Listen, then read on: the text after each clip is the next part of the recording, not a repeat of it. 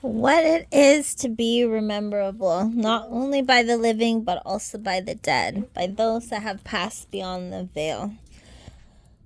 When a king or a queen dies that held pure reverence, that was honored by all of those whose path they crossed, that weren't there to cross their path to bring destruction or distortion, they will be mourned. When someone leaves your life, and not only do you feel better and more whole in yourself, you feel better because you know them.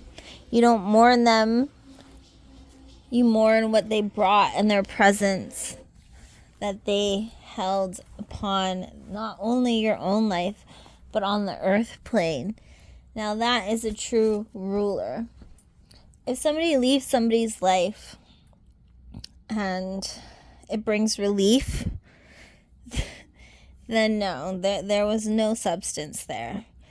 If somebody leaves your life and you mourn who you were or what you had, or you feel exhausted because of what you gave to their life, that person is not worth grieving. You do not need to miss them. You're only missing out on continuing to give to yourself and rebuild who you were before they chose to take and take and take without continuing to give.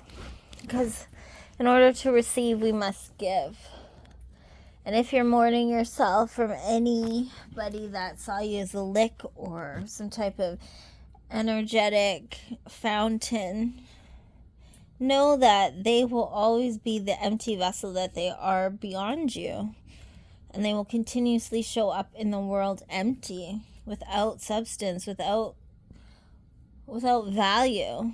And all you can do is continue to take back your power and pour it into yourself and return greater as you were before you ever lost any bit of yourself. But nothing is ever lost. It is always transmutated once it's been manipulated. Like a true king will always allow somebody just to stand taller because they have been that presence that was tall. And a true queen will always make one feel more abundant in themselves just because they witnessed the abundance that the queen held.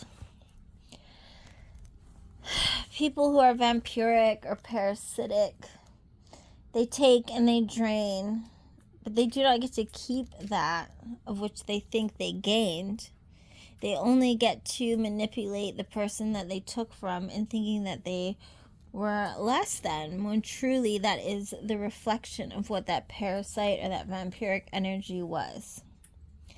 It's like if people are living with a broken heart and then they choose to shut down and close their heart and not live anymore from their heart, or to be open up to love and build that resilience in themselves and in their self-esteem of the power of love, then that parasite, succubi, vampire wins, and they still get to drain and feed off of that closeness. But once that heart opens again, it's like a tidal wave. It just wipes them out, takes them down. It's like a tsunami. So if anybody has ever left you in the lack because they did not have the ability to pour back into you, know that that part of you, that love that felt so free in that love of self or in life or for others, is still there. And that's where your power truly is being hidden.